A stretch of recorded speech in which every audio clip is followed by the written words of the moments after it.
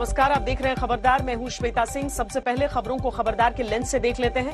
अक्सर कहा जाता है कि राजनीति में भावुकता की कोई जगह नहीं होती, लेकिन राजनीति की मुश्किल राहों के बीच में कई बार भावनाओं के तीव्र मोड़ आ जाते हैं और कुछ आंसू छलक जाते हैं, कुछ मीठे बोल छिटक जाते हैं। आज देश ने प्रधानमंत्री मोदी और कांग्रेस के वरिष्ठ नेता गुलाम नबी आजाद को एक दूसरे के लिए भावुक होते देखा। पीएम मोदी आज संसद में 15 मिनट 25 सेकंड तक बोले और इनमें से करीब 10 मिनट 55 सेकंड गुलाम नबी आजाद पर बोले। इस दौरान वो भावुक हुए, रोए, आंसू पोंछते रहे, बार बार पानी पीते रहे। गुलाम नबी आजाद को विदाई देते हुए प्रधानमंत्री की जुबान से शब्द मुश्किल से निकल रहे थे। उन्होंने कहा कि आपको रिटायर नहीं होने दूंगा, आपके लिए मेरे द्वार हमेशा खुले रहेंगे। सामने गुलाम नबी आजाद भी भावुक थे, हाथ जोड़कर प्रधानमंत्री की भावनाओं को हृदय से स्वीकार कर रहे थे। अपने अपने आंसू थे, अपना अपना राजनीतिक नमक भी था और एक दूसरे का सम्मान था। आज के दौर में भारतीय राजनीति में ऐसे दृश्य दुर्लभ हैं और बहुत मुश्किल से देखने को मिलते हैं। इसीलिए आज राजनीति में भावनाओं के स्थान का विश्लेषण करना जरूरी है। इसके साथ ही आपको इस कविता के बारे में भी बताएंगे जिसके जरिए रामदास अठावले ने संसद में गुलाम नबी आजाद को सलाम किया, और खबरदार में आपको गुलाम नबी आजाद का एक्सक्लूसिव इंटरव्यू भी देखने को मिलेगा। 9:30 बजे विश्लेषण की दिशा को उत्तराखंड की तरफ मोड़ेंगे और आपको चमोली में हुई विनाश लीला के चश्मदीदों से मिलवाएंगे। ये वो लोग हैं जिन्होंने प्रकृति के गुस्से की स्ट्राइक को अपनी आंखों से देखा। इस बीच फंसे हुए लोगों को बाहर निकालने का मुश्किल ऑपरेशन चल रहा है। सबको उम्मीद है ये कई जिंदगियों को बचाने वाला ऑपरेशन साबित होगा। देवभूमि से इस ऑपरेशन की टनल रिपोर्ट आपको दिखाएंगे और ये भी समझने का प्रयास करेंगे कि डीआरडीओ के वैज्ञानिक चमोली में क्या कर रहे हैं। तबाही की असली वजहों का पर्वतीय विश्लेषण आपको खबरदार में देखने को मिलेगा। लेकिन शुरुआत राजनीति की उस खबर से जिसमें इमोशंस काफी ज्यादा हैं। प्रधानमंत्री नरेंद्र मोदी के विरोधी उनकी कोई भी इमेज बनाए, उनको कुछ भी कहें, लेकिन कई बार ऐसे मौके आते हैं जो ये संदेश देते हैं कि इस देश का प्रधानमंत्री भी आम इंसान की तरह है, आपकी तरह इमोशनल हो सकता है।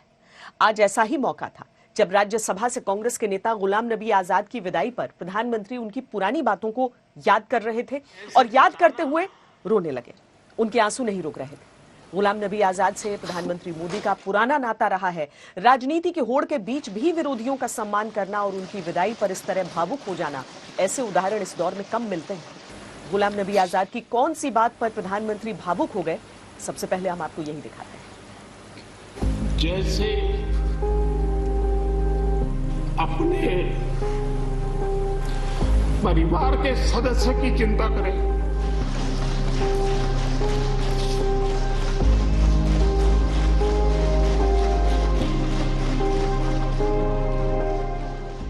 उस रात को एयरपोर्ट से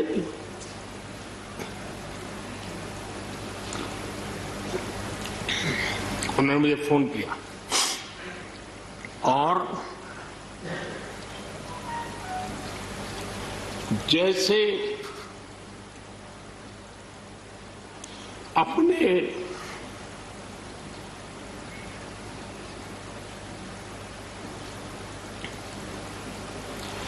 परिवार के सदस्य की चिंता करें,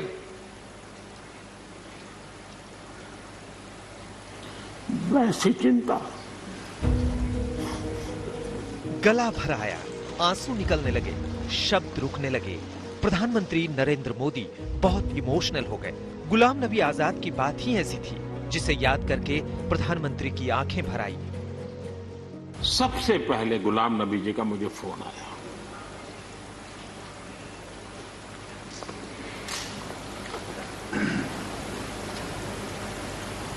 और वो फोन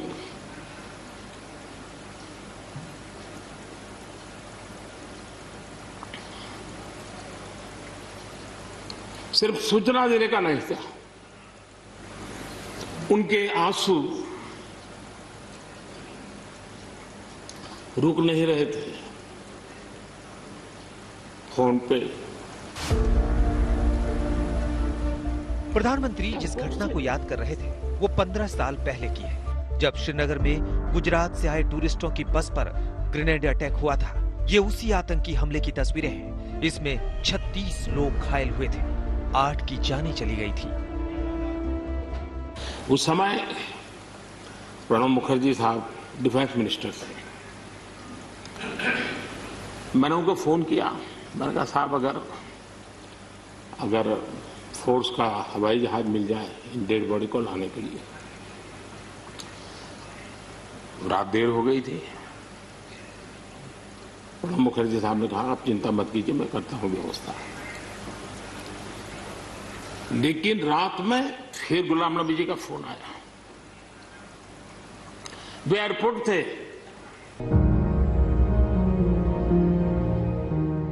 गुलाम नबी आजाद की वही बात पीएम को आज तक भावुक करती है। तब आजाद जम्मू कश्मीर के मुख्यमंत्री थे। जैसे ही गुजरात के टूरिस्टों पर हमले की खबर मिली, वो घायलों से मिलने पहुंच गए, उनसे मिलकर रोने लगे, माफी मांगने लगे। फल देख के भेजना चाहिए, लेकिन आपके बच्चों की लाशें भेज रहे, बहुत अफसोस है। हम सब माफ करना। ये वो वक्त था जब प्रधानमंत्री नरेंद्र मोदी गुजरात के मुख्यमंत्री थे। गुलाम नबी आजाद ने खुद उन्हें फोन करके हमले के बारे में बताया और फूट फूट कर रोने लगे। घायलों के इलाज का इंतजाम खुद देखा और उन्हें विशेष विमान से भिजवाया।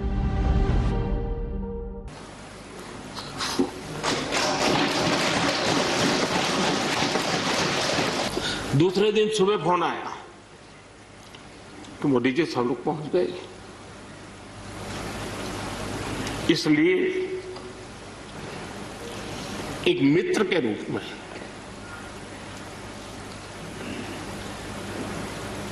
गुलाम नबी जी को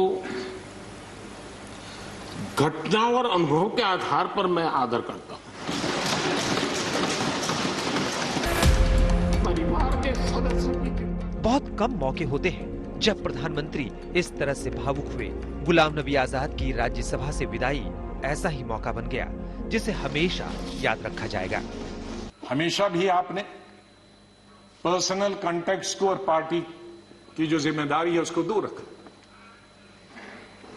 कभी ईद हो, दिवाली हो, बर्थडे हो, उसमें बराबर आपने कभी भी कमी नहीं की फोन करने की। सबसे पहले या तो मेरी पार्टी प्रेसिडेंट का आता था या आपका आता था। संसद की हंगामा पॉलिटिक्स के बीच सदन कैसे मिलकर चलाना है, ये गुलाम नबी आजाद जैसे नेता से बेहतर कोई नहीं जान सकता। इसलिए संसद में उनकी कमी सबको खलेगी। मुझे चिंता इस बात की है कि गुलाम नबी जी के बाद इस पद को जो संभालेंगे उनको गुलाम नबी जी से मैच करने में बहुत दिक्कत पड़ेगी।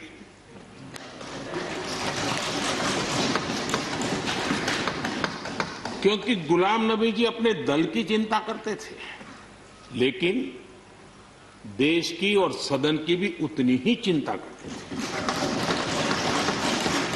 उनकी सौम्यता, उनकी नम्रता, इस देश के लिए कुछ कर गुजरने की उनकी कामना, वो कभी उनको चैन से बैठने नहीं देगी।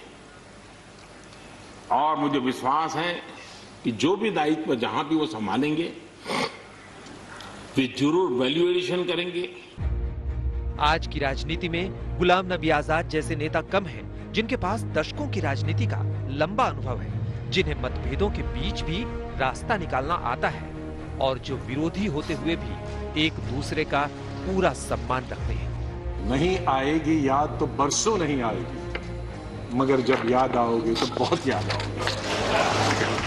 आज तक हम हमेशा यही देखते हैं कि नेता एक दूसरे को कोसते हैं, एक दूसरे पर हमले करते हैं। ये राजनीति में स्वाभाविक भी है, लेकिन कई बार शब्दों की मर्यादा भी नहीं रहती है। कई बार राजनीतिक हमलों में गरिमा नहीं होती है। आजकल तो नेता एक दूसरे को देखना भी पसंद नहीं करते, लेकिन इस तरह की कटुता वाली राजनीति के बीच अगर विरोधी नेता आपस में एक दूसरे की अच्छी बातों को याद करके भावुक हो जाते हैं और संसद में इस तरह के इमोशनल सीन दिखते हैं, तो यही दिखता है कि अब भी बहुत कुछ बचा है।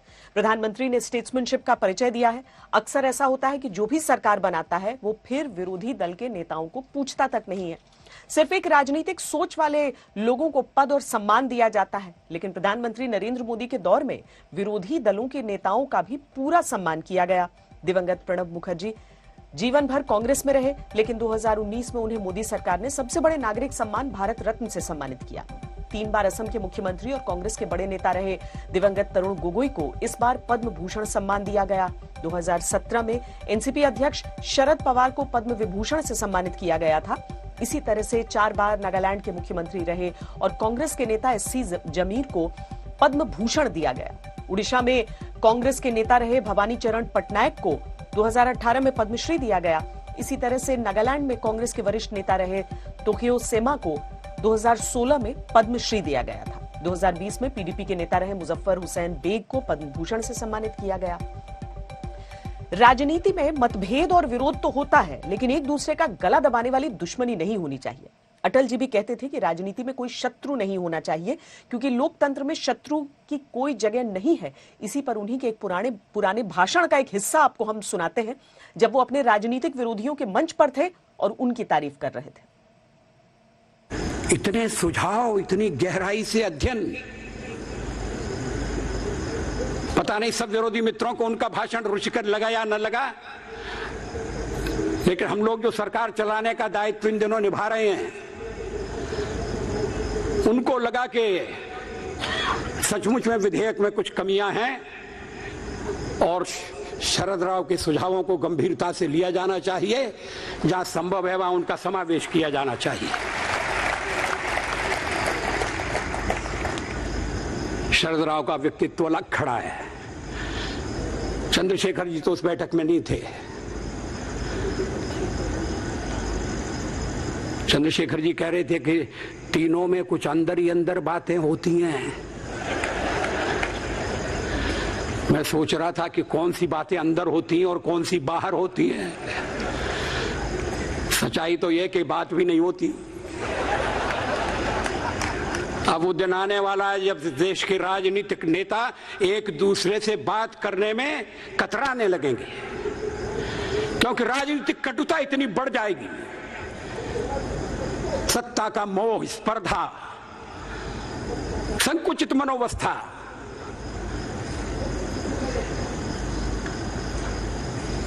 राजनीति में विरोधी रहें तो समझ में आ सकता है। विरोधियों को मित्र बनाने की कला भी सीखी जाए, ये भी आवश्यक है, लेकिन शत्रु कोई नहीं होना चाहिए। लोकतंत्र में शत्रु के लिए कोई स्थान नहीं है। आज राज्यसभा में पहले प्रधानमंत्री रोए, फिर गुलाम नबी आजाद का गला भराया।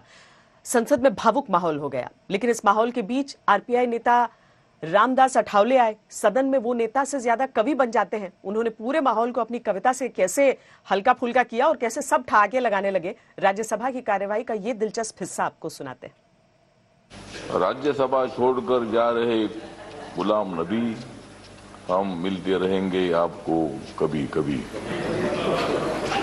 आपका नाम है गुलाम, आपका नाम है गुलाम, इसलिए मैं करता हूं आपको सलाम। आपका नाम है गुलाम, लेकिन आप हमेशा रहे आजाद। आप हम सभी को रहेंगे याद। 15 अगस्त को भारत हो आजाद, लेकिन राज्यसभा से आप आज हो रहे आजाद। आप रहो हमेशा आजाद, हम रहेंगे आपके साथ, ये अंदर की है बात। मोदी जी जम्मू कश्मीर का मजबूत करेंगे हाथ। मोदी जी जम्मू कश्मीर का मजबूत करेंगे हाथ और आपको देते रहेंगे साथ। तो आपका स्वभाव बहुत अच्छा है, आप आदमी बहुत बड़े दिल के हैं और आपने दोबारा इस हाउस में आना चाहिए। अगर कांग्रेस पार्टी आपको नहीं यहाँ लाती है तो हम लाने के लिए तैयार है। और यहाँ आने की कोई तकलीफ नहीं है कि मैं भी उधर था, मैं इधर आ गया, तो आपको क्या तकलीफ है? राइट। इसीलिए मतलब ठीक बात है, आप दोबारा हाउस में आना चाहिए। हर तरह के विचार हो, कविता हो, शायरी हो, मतभिन्नता हो, लेकिन नफरत न हो। आज गुलाम नबी आजाद ने अपने विदाई भाषण में एक और बड़ी बात की। ये बात उन लोगों को बहुत चुभेगी जो भारत में मुसलमानों को डरा हुआ बताते हैं और इस तरह के दुष्प्रचार से देश की बुराई करते हैं। गुलाम नबी आजाद की ये बात हर भारतीय को सुननी चाहिए और इस पर गर्व करना चाहिए। मैं उन खुशकिस्मत लोगों में हूं जो पाकिस्तान कभी नहीं गया, लेकिन जब मैं पढ़ता हूं कि वहां किस तरह के हालात हैं पाकिस्तान के अंदर, तो मुझे गौरव महसूस होता है, मुझे फख्र महसूस होता है कि हम हिंदुस्तानी मुसलमान हैं। और बल्कि अगर मैं आज कहूंगा विश्व में किसी मुसलमान को अगर गौरव होना चाहिए, वो हिंदुस्तान के मुसलमान को गौरव होना चाहिए। गुलाम नबी आजाद 41 साल से राजनीति में है। 5 बार वो राज्यसभा के लिए चुने जा चुके हैं। पिछले 6 साल से राज्यसभा में विपक्ष के नेता थे। वो कांग्रेस के संगठन में भी रहे, सरकार में भी रहे, मुख्यमंत्री भी रहे, कई राज्यों में कांग्रेस के प्रभारी रहे। इंदिरा और संजय गांधी के जमाने से वो गांधी परिवार के करीबी हैं, लेकिन इस समय कांग्रेस नेतृत्व से उनकी नाराजगी दिख रही है। वो उस G23 नेताओं के खेमे में है जिसने पिछले साल अगस्त में सोनिया गांधी को चिट्ठी लिखकर पार्टी में सक्रिय अध्यक्ष होने और संगठन में व्यापक बदलाव करने की मांग की थी।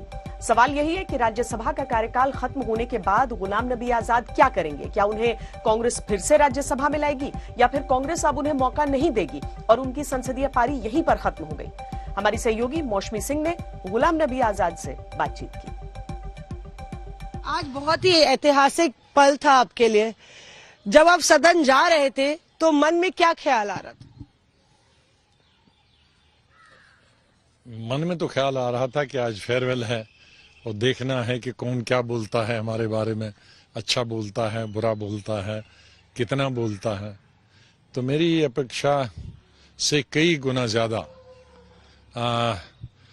हमारे एमपीज ने बोला, हमारे सभी पार्टी के दलों ने बोला और अपेक्षा से कई गुना ज्यादा हमारे उपराष्ट्रपति जी और प्रधानमंत्री जी ने बोला। मैं नहीं अपेक्षा करता था कि प्रधानमंत्री इतना सेंटिमेंटल हो जाएंगे, इतना इमोशनल हो जाएंगे, इतना भावुक हो जाएंगे। प्रधानमंत्री ने एक और वाकया बताया जब आप बातचीत कर रहे थे उनसे सदन के भीतर ही, संसद के भीतर ही, और उन्होंने ये बताया कि हम लोग की मतलब कि मीडिया के लोग सोच रहे थे कि ये लोग आपस में कैसे बातचीत कर रहे हैं, मतलब इन दोनों का क्या मेल, इस तरह का जिक्र किया उन्होंने। वो वाकया याद है? देखिए, बहुत राजनीति में बहुत गिरावट आ गई है, बदलाव भी आया है और गिरावट भी आई है। आज राजनीति में लगता है कि आप विपक्ष का आदमी अगर सरकार के किसी व्यक्ति से बात करे या सरकार का व्यक्ति या लीडर किसी विपक्ष के नेता से बात करेगा, वो ये लगता है कि मिले हुए हैं, कुछ बात करें। लेकिन ऐसा नहीं है। आज से 30 साल 40 साल पहले तो इकट्ठे विपक्ष के लोग जब सदन में जो बोलते हैं, हम लोग वो आदमी के खिलाफ नहीं बोलते हैं, हम एक दूसरे के, हम उसकी विचारधारा के खिलाफ बोलते हैं, हम उसकी पॉलिसी के खिलाफ बोलते हैं।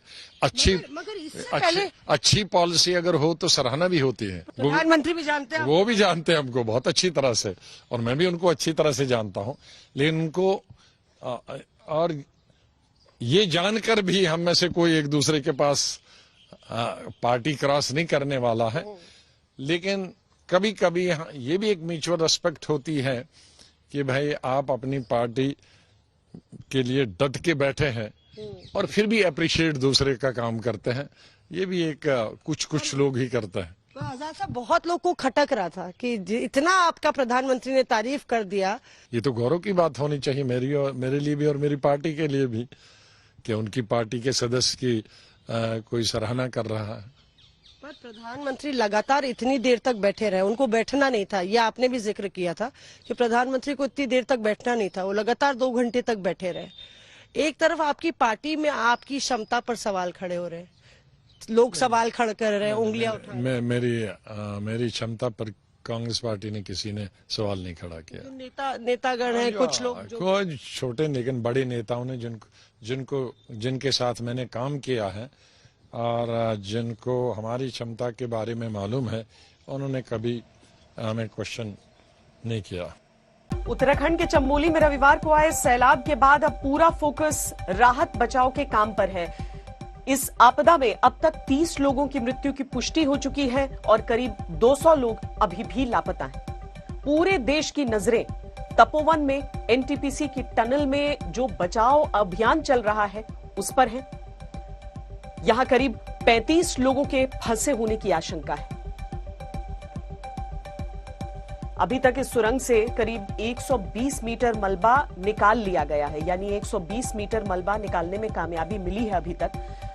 टनल इंजीनियर्स और जानकार जो हैं, उनके अनुसार सुरंग में 180 मीटर के आसपास एक घुमाव आता है, एक टर्न आता है, जहां से 90 मीटर की दूरी पर एक सेफ्टी टनल है। 120 मीटर तक का मलबा निकाल लिया गया है, यानी इससे 60 मीटर आगे वो हिस्सा आ जाएगा जहां से दो हिस्सों में बढ़ती है टनल। 90 मीटर की दूरी पर एक सेफ्टी टनल है और इसी के चलते उम्मीद जताई जा रही है कि मलबा इसके आगे उतनी क्वांटिटी में नहीं पहुंच पाया होगा। बचाव दल को भरोसा है कि जो सेफ्टी टनल है उसके पास लोग फंसे हो सकते हैं और जीवित हो सकते हैं इस समय भी। इन्हें बचाने के मिशन में आईटीबीपी और एनडीआरएफ की मदद के लिए वायुसेना के हेलीकॉप्टर्स मौजूद हैं, तैनात हैं। साथ ही भारतीय नेवी ने अपनी मरीन कमांडोज यानी मार्कोज को वहां पर भेज दिया है। वो टीम वहां पर पहुंच गई है, अपने उपकरणों के साथ वहां का जायजा ले रही है। आज तक की टीमें लगातार ग्राउंड जीरो से रिपोर्टिंग कर रही है।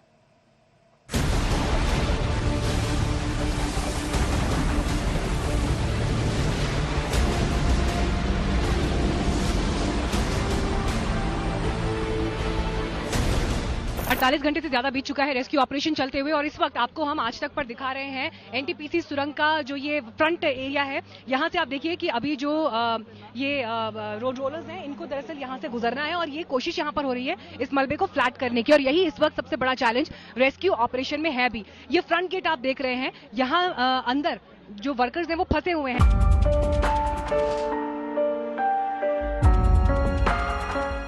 कुछ देर पहले यहाँ पर हेलीबॉर्न यानी कि हेलीकॉप्टर के जरिए हाई रेजोल्यूशन कैमरे के जरिए भी लेजर और दूसरी तकनीक का इस्तेमाल करके जो विज्ञान मंत्रालय है अर्थ साइंस और विज्ञान उनके एक टीम ने यहाँ पर कई राउंड हेलीकॉप्टर के जरिए उड़ान भरकर भी कोशिश की जमीन के अंदर अगर कोई व्यक्ति दबा हुआ है उसकी पल्स के जरिए पहचानने की कोशिश, इन तमाम तकनीक का इस्तेमाल हो रहा है।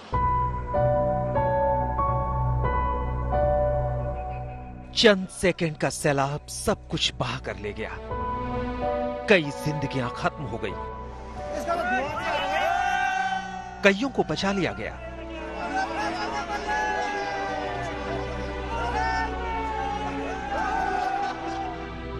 दो 200 से ज्यादा लोग अब भी लापता हैं। उन्हीं में से एक हैं ऋषि गंगा परियोजना के जनरल मैनेजर बशारत जरगल।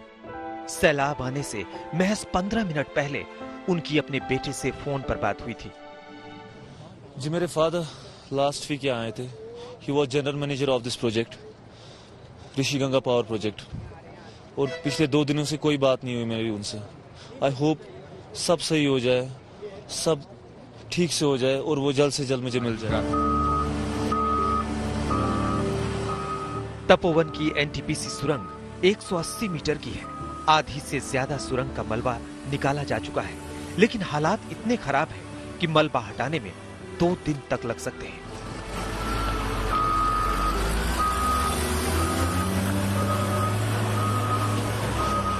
यहाँ पर चुनौती क्या है इसको समझने की कोशिश करिए। दरअसल फोर्सेस जो हैं वो 100 से करीब 120 मीटर तक के एरिया तक तो पहुंच चुकी हैं, लेकिन परेशानी ये होती है कि वहां पहुंचने के बाद भी जो दूसरा हिस्सा है सुरंग का वहां से मलबा आगे आ जाता है और ऐसे में फिर उस मलबे को हटाना चुनौती हो जाती है। तो लगातार 2 दिन यानी 48 घंटे से ये ड्रिल नॉन स्टॉप यहाँ पर चल रहा था। तपोवन टनल में फंसे 35 लोगों को बचाने के लिए मरीन कमांडोज की टीमें भी पहुंच चुकी हैं। टनल के अंदर ड्रोन भेजकर भी पता लगाया जा रहा है। वायुसेना के हेलीकॉप्टर लेजर तकनीक का इस्तेमाल कर जमीन के अंदर दबे लोगों का पता लगाने के लिए उड़ान भर रहे हैं। तो यहाँ पर अलग अलग टेक्नोलॉजीज को यूज किया जा रहा है। अभी मिनिस्ट्री ऑफ अर्थ एंड उनके थ्रू भी एक हेली भेजा गया था। अभी आपने देखा तो वो बेसिकली वो लेजर इमेजिंग और इलेक्ट्रोमोटिव पल्स के द्वारा, इस टेक्निक के द्वारा they will try to find out कि कोई हमें एयर पॉकेट मिल जाए। इस सुरंग में से सिर्फ मलबा ही बाहर नहीं आ रहा, बल्कि चमत्कार की कहानियां और बचाए गए लोगों की आपबीती भी बाहर आ रही है। प्रतिज्ञा कर ली बद्री विशाल जी से कि हमारी जो टीम है, हम सबसे पहले अपनी टीम को निकालेंगे, लास्ट में मैं निकलूंगा और निकलने के बाद मैंने जयकारा लगाया। और उस 7 घंटे में क्या आप लोग करते रहे? मैंने 7 घंटे में अंदर सबको अंदर में इनको मनोरंजन कराया, शेर व शायरी की, कुछ गाना गवाए, किसी को एक्सरसाइज करवाया। इसी तरीके से वो 7 घंटे इनको मैंने वहाँ एडजस्ट करे और लास्ट में इनको पहले इनको सबको निकाल दिया। लास्ट में मैं निकला हूँ और अपना जयकारा लगाया बद्री विशाल जी का, और मेरी प्रतिज्ञा पूरी हुई कि मैंने सबको सुरक्षित निकाल दिया। 300-350 मीटर टनल के अंदर थे हम, जब मलबा और दलदल पूरा अंदर भरा हुआ था, तो हम पाइप पकड़ के 100-200 मीटर पे सारे बंदे इकट्ठे हो गए। हमारे संग एक बुजुर्ग आदमी था, सीनियर फोरमैन, उसने कहा कि आप घबराओ मत, देखते हैं पानी कम हो गया है। आगे फेस तो पूरा पैक था, कुछ नहीं दिखा था बाहर, और उसने कहा घबराना नहीं है, एक साथ बैठे रहो सारे बंदे, जहाँ पे भी हो 12 के 12 एक साथ रहो। और फिर उसने कहा कि विनोद एक बार फिर फेस पे जाएगा।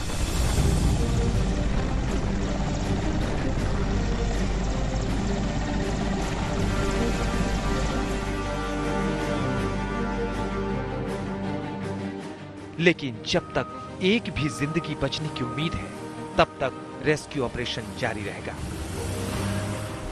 कल भी रेस्क्यू ऑपरेशन चला, उसके बाद आज भी चला, और पीड़ितों के परिवार भी यहाँ पर मौजूद हैं, क्योंकि उन्हें ऐसा लग रहा है कि जो अभी करीब 30 से 35 लोग भीतर फंसे हुए हैं, वो कब बाहर आ पाएंगे और वो उन्हें देख पाएंगे। लेकिन जो रेस्क्यू ऑपरेशन चल रहा है, उसमें चिंता की बात यह है कि जैसे जैसे ये समय बीत रहा है, वैसे वैसे में जिंदगी की जो ये आस है, इससे चोट जरूर पहुंच रही है, और वो तकलीफ हमें लोगों की आंखों में भी यहाँ पर दिखाई दे रही है। कैमरा पर्सन महेश कांडपाल के साथ मीनाक्षी कंडवाल, तपोवन, उत्तराखंड आज तक। अब पूरी व्यवस्था के सामने 2 विकल्प हैं। पहला ये कि इसे प्राकृतिक आपदा मानकर संतोष कर लें। दूसरा विकल्प है मानव निर्मित आपदा के एंगल से इसका विश्लेषण। इस सैलाब के लिए ग्लोबल वार्मिंग से हुआ जलवायु परिवर्तन और इको सेंसिटिव जोन में निर्माण दोनों ही जिम्मेदार हो सकते हैं। तपोवन में एनटीपीसी बिजली प्रोजेक्ट को लेकर 2016 में गंगा शुद्धिकरण मंत्रालय ने सुप्रीम कोर्ट में ऐतराज जताया था। मंत्रालय ने सुप्रीम कोर्ट में कहा था कि 69 हाइड्रो पावर प्रोजेक्ट की वजह से भागीरथी को 81% और अलकनंदा को 65% नुकसान हुआ है। 1980 के बाद सड़कों और बिजली प्रोजेक्ट्स के लिए उत्तराखंड में करीब 8 लाख हेक्टेयर वन भूमि को नुकसान हुआ है। सुरंगों के लिए किए जाने वाले विस्फोट और प्रोजेक्ट्स के लिए पेड़ों की कटाई कभी भी विनाश ला सकती है। तब गंगा शुद्धिकरण मंत्रालय की रिपोर्ट को केंद्रीय पर्यावरण मंत्रालय ने खारिज कर दिया था। इसके बाद बांधों और पावर प्रोजेक्ट्स का काम जारी रहा और रविवार को वो हुआ जिसकी आशंका पहले से जताई जा रही थी। आज तक संवाददाता ने चमोली में रैणी गांव की कुछ महिलाओं से बात की, जिन्होंने सैलाब को अपनी ओर आंखों से आते हुए देखा था। ये तमाम महिलाएं हमारे साथ इस चौपाल में इसलिए शामिल हो रही हैं, ये बताने के लिए कि मन में डर कितना है, फिक्र कितनी है।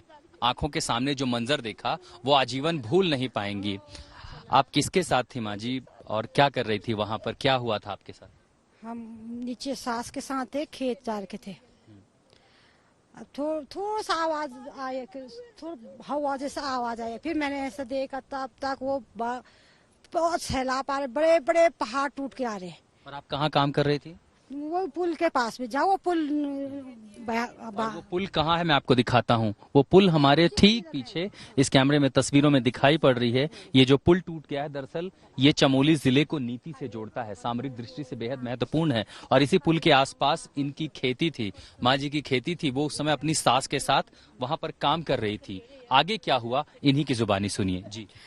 आगे बहुत भयंकर सैलाब आया, उसके बाद मैंने कुछ देखा नहीं, मेरे को हवा ने पता ना, हवा से मैं उड़ के इधर तक पहुंच गई। उसके बाद मैंने कुछ नहीं देखा ही नहीं मैंने। भयंकर सैलाब एक ही बार देखा मैंने, इतने आते हुए। उसके बाद मेरे को हवा ने, कुछ सेकंड में ये सब कुछ हो गया। तो आपकी साथ जो आपके साथ थी वो कहाँ थी? वो उसी समय दब गई थी, एक ही सैलाब से। और आप उनको बचा नहीं पाई ना? खुद को कैसे बचाया आपने? मैं अब पता नहीं, मेरे को भगवान ने बचाया होगा। मैं तो हवा से उड़ के आई, हवा में उड़ के सीधा इधर। अब जिस महिला के बारे में सुराग नहीं है, जो मलबे का शिकार हो गई, आज उनकी माता जी यहाँ पर हमारे साथ बैठी हैं। आंखों में आंसू है, मन में कई सारे सवाल हैं, बच्चों की फिक्र है, क्योंकि ये जहाँ पर रहती हैं ये जगह अब खतरे के साए में है। ज्यादातर महिलाएं फिक्रमंद हैं कि आखिर क्या होगा। आपकी बेटी से बात कब हुई थी आपकी आखिरी बार? बात 2 दिन पहले हुई थी बात मम्मी से, बन मैं कहा मुझे बोला हमें टाइम नहीं लगा, घर में गाय है कैसा आऊंगा हम घर में। 2 साल से मम्मी को नहीं मिला, मम्मी से पहुँच रहे। ताई आप यहीं पर थी? हाँ यहीं पर। आपने देखा था सब? हाँ देखा, हाँ सब देखा। डर लगा था? हाँ डर लगा, तब तो ऊपर जा रहे डर लगा था। अभी तक डर लग रहा है, खाना नहीं खाया हमने उस दिन में, कल भी नहीं खाया खाना मैंने। रात कैसे बीतती है? रात तो हम ऊपर गया, खाली सब लोगों के साथ वहाँ बैठ कर आग जगा कर कोई गौशाला में सो गया, खाली नींद क्या आना था, खाली वहाँ पर रहा। अब आगे क्या होगा? इस गांव में रहने वाली, ये गांव ही हम देख रहे हैं 2 टुकड़ों में बट गया है क्योंकि पुल बह गया। इस गांव के लोगों का भविष्य अब क्या है? क्या विस्तारित जगह मिल जानी चाहिए हमको, यहाँ से हटाना। हाँ बस, हाँ यहाँ कैसे रहेगा? जी माँ जी, हमको व्यवस्था करना पड़ेगा सरकार को से, हम तो यहाँ रह नहीं सकते। अब बहुत दरार आ गई इस गांव में। फिर ऊपर से कह रहे, ऊपर गए थे कोई हमारे लोग, कह रहे वहाँ फिर पानी रुक रहा, फिर इकट्ठा हो गया पानी, कभी भी आ सकता है। ये डर है आपके? डर है, बहुत डर है। 7 फरवरी सुबह 10 बजे के आसपास चमोली में क्या हुआ था, यह आपने चश्मदीदों की जुबानी सुन लिया। अब तबाही मचाने वाले सैलाब का वैज्ञानिक विश्लेषण भी देख लीजिए, क्योंकि उत्तराखंड में जो हुआ वो क्यों हुआ, इस पर कनाडा की कैलगरी यूनिवर्सिटी से लेकर DRDO तक दुनिया भर के वैज्ञानिक रिसर्च कर रहे हैं।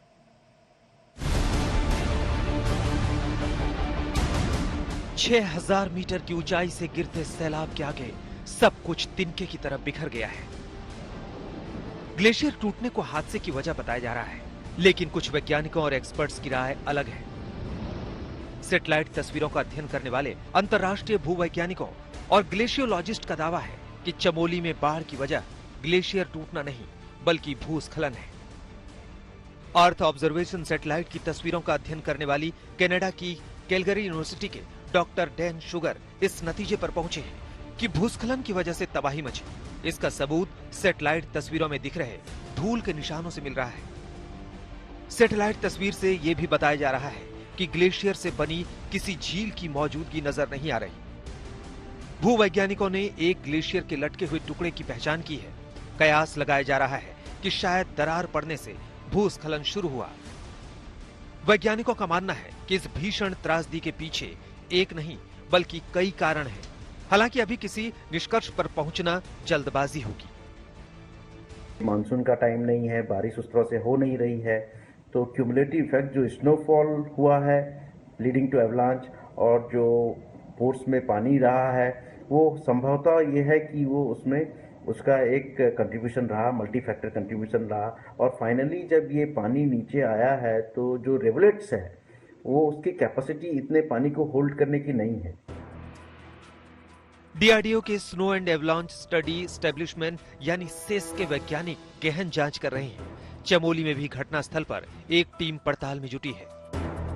ऋषिगंगा ग्लेशियर के टूटने से रेणी गांव और जोशीमठ के पास तपोवन में जो तबाही आई है उसकी जांच में DRDO, वाडिया इंस्टीट्यूट और केंद्रीय विज्ञान मंत्रालय के अधीन कई संस्थाएं जांच कर रही हैं।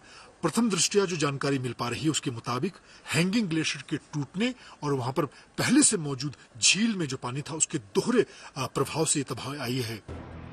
केंद्रीय मंत्री RK सिंह ने हवाई सर्वे के बाद घटना का विश्लेषण किया है। उन्हें लगता है कि त्रासदी की वजह बेमौसम गर्मी और भौगोलिक हलचल है।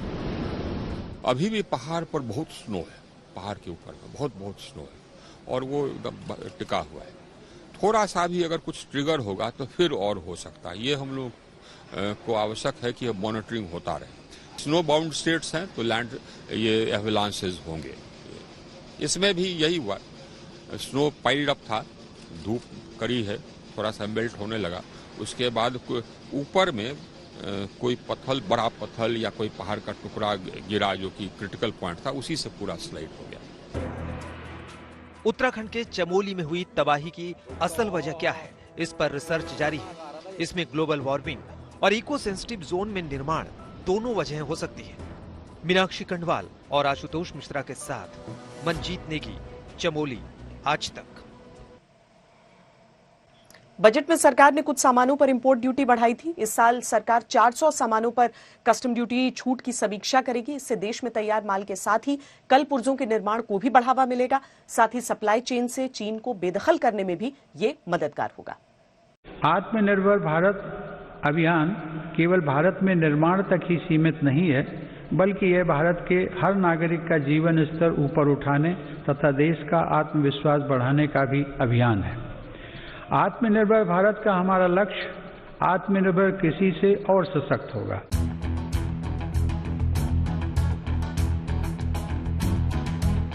आत्मनिर्भर भारत के निर्माण में भारत तेजी से आगे बढ़ रहा है। सोमवार को दोनों सदनों की संयुक्त बैठक में पीएम ने राष्ट्रपति के अभिभाषण का जिक्र करते हुए कोरोना महामारी के बीच भारत को उम्मीद जगाने वाला देश करार दिया। उन्होंने कहा कि इस महामारी के बीच दुनिया भारत की तरफ उम्मीदों से देख रही है।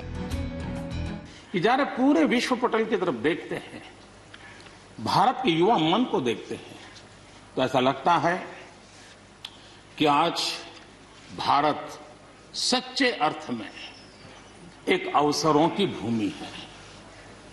अनेक अवसर हमारा इंतजार कर रहे हैं। इन उम्मीदों को पंख लगा रही है भारत की नीतियां, जिनमें बजट ने एक नया जोश भर दिया है। जिस तरह से सरकार ने उम्मीद के मुताबिक कई सामानों पर इंपोर्ट ड्यूटी बढ़ाई है, उससे अब दावा किया जा रहा है कि भारत तैयार माल के साथ ही कल पुर्जों के निर्माण में भी आत्मनिर्भर बनने की तरफ बढ़ गया है। आने वाले समय में आयात शुल्क में हुए इजाफे से देसी कंपनियों और एमएनसीज को फायदा मिलने का अनुमान है। कुछ ब्रांड्स ने तो कंपोनेंट्स का निर्माण करने के लिए निवेश भी शुरू कर दिया है। अब टैरिफ हाइक से इन कंपनियों को 2021 में शानदार स्टार्ट लेने का मौका मिल गया है। We are revising duty rates on certain items immediately. We are raising customs duty on certain auto parts to 15% to bring them on par with general rate on auto parts. दरअसल tariff कटौती के पीछे सरकार के दो तरह के मकसद है। पहला मकसद है घरेलू कंपनियों के लिए एक बराबरी का माहौल तैयार करना। दूसरा है इलेक्ट्रॉनिक्स जैसे सेक्टर्स में वैल्यू एडिशन करना। इन बदलावों से कंपनियों, सरकार और ग्राहकों पर सीधा असर पड़ना तय है। इन बदलावों से उद्योग जगत खुश है और उनका मानना है कि इसका असर सभी सेक्टर्स पर आएगा, यहाँ तक कि सरकारों को भी इसका फायदा मिलेगा।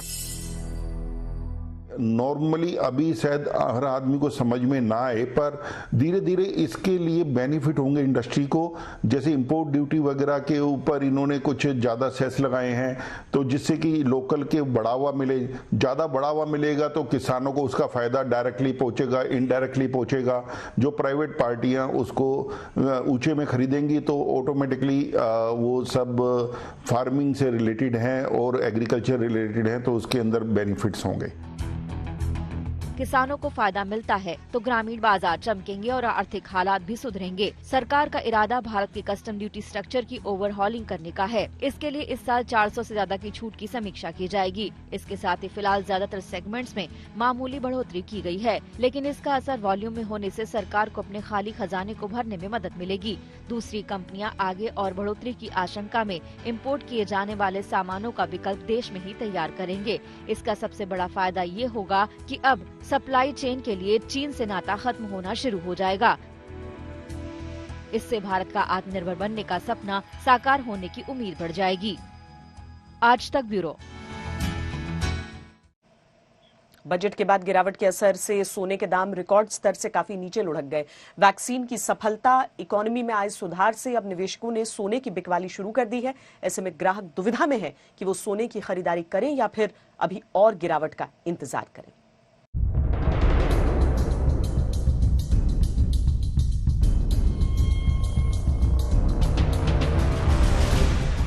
बजट में वित्त मंत्री ने सोने पर इंपोर्ट ड्यूटी घटाने का ऐलान किया और इसके असर से पहले ही सराफा बाजार और कमोडिटी एक्सचेंज में सोने के भाव लगातार गिरने लगे हैं। बजट में वित्त मंत्री ने सोने पर आयात शुल्क 5% घटाया था। Presently attract a basic customs duty of 12.5%. Since the duty was raised from 10% in July 19, prices of precious metals have risen sharply. To bring it closer to previous levels, we are rationalizing customs duty on gold and silver. इसके असर से सोने की कीमतों में कमी होने और बिक्री बढ़ने की उम्मीद थी, लेकिन यह आसार आने से पहले ही इकोनॉमी में हुए सुधार और कोरोना के मामले कम होने से गोल्ड में जमा रकम बाहर निकलने लगी है। इसके असर से बजट के बाद 5 दिनों में ही सोने की कीमत करीब 2000 रुपए प्रति 10 ग्राम तक गिर चुकी है और चांदी भी 2303 रुपए प्रति किलो तक सस्ती हुई है। अगर सोने के ऑल टाइम हाई रेट से तुलना करें तो गोल्ड 9017 रुपए प्रति 10 ग्राम तक सस्ता हो चुका है। वहीं चांदी पिछले साल के अपने उच्चतम स्तर से 8,585 रुपए तक सस्ती हो चुकी है। इस गिरावट से बीते समय से मंदी से परेशान सोने के कारोबारियों का उत्साह बढ़ गया है। तो हमारी इंडस्ट्री के लिए तो देखिए पॉजिटिव है, क्योंकि पहले 12.5% एक्साइज लगती थी और उसको गवर्नमेंट ने घटा के उसको जो है 7.5% करा है। उसके अलावा 2.5% उन्होंने एक्साइज अलग से एक सेस लगाया है। तो ठीक है, उसके बाद भी 2.5% कर दो, रिबेट मिला ही है हम लोगों को और वो हमारे लिए बहुत उत्साहजनक है। और इससे जो है बाजार में कस्टमर निकला भी है। कोविड की वैक्सीन आने के बाद तो मतलब बाजार के अंदर रौनक काफ़ी लौट के आने लगी है और लोगों ने परचेजिंग शुरू कर ही दी है। हालांकि इस कमी के बीच अब ये जानने की दिलचस्पी हर किसी में है कि सोने की कीमतों में आगे क्या रुख रहने वाला है। कहा जा रहा है कि गोल्ड 45,000 रुपए प्रति 10 ग्राम के करीब आएगा, लेकिन जानकारों का दावा है कि गिरावट जल्द ही थम जाएगी। ऐसे समय में जब सोने के दाम गिरावट के जोन में हैं, तो आपके लिए खरीदारी का एक अच्छा मौका है कि आप यहां पर सोने की खरीदारी कर सकते हैं। और खास तौर से इन्वेस्टर हो या फिर जो ज्वेलरी में इन्वेस्ट करते हैं या जो शादी ब्याह के लिए भी खरीदारी करते हैं, उनके लिए भी एक अच्छा मौका है कि आप यहां पर खरीदारी करें, क्योंकि आने वाले समय में सोने के दाम फिर से 52,000 से 55,000 होते हुए नजर आएंगे। इस गिरावट और इम्पोर्ट ड्यूटी में कमी के बीच सोने के कारोबारियों का कहना है कि सरकार को सोने की तस्करी पर लगाम लगानी चाहिए। अगर इस पर रोक लगती है तो ये कारोबारियों के साथ ही सरकार के लिए भी फायदेमंद होगा। गवर्नमेंट का ना अंकुश नहीं लग पा रहा हमारी ज्वेलरी इंडस्ट्री के ऊपर की, मतलब जो अभी स्मगलिंग के रास्ते जो काफ़ी सामान अभी भी आता है बाजार में और उसके अंदर जो है मार्केट कुछ लोगों के हाथ में गई हुई है। तो हम चाहते हैं कि इसके अंदर गवर्नमेंट थोड़ा सा हमारी प्रॉब्लम्स को समझ के कोई इस तरीके के रास्ते निकाले कि गवर्नमेंट को रेवेन्यूज भी मिले और व्यापारी भी अपने खुल के आराम से काम कर सके। जाहिर है सोने की तस्करी से सरकार को इम्पोर्ट ड्यूटी पर नुकसान के साथ ही बिक्री पर भी जीएसटी का नुकसान होता है। ऐसे में अगर इस तरह की खामियों को दूर किया जाए तो फिर ये सरकार के खाली होते खजाने को भरने में मददगार साबित होगा। आज तक ब्यूरो। खबरदार में आज के लिए इतना ही। देश और दुनिया की बाकी खबरों के लिए आप देखते रहिए आज तक।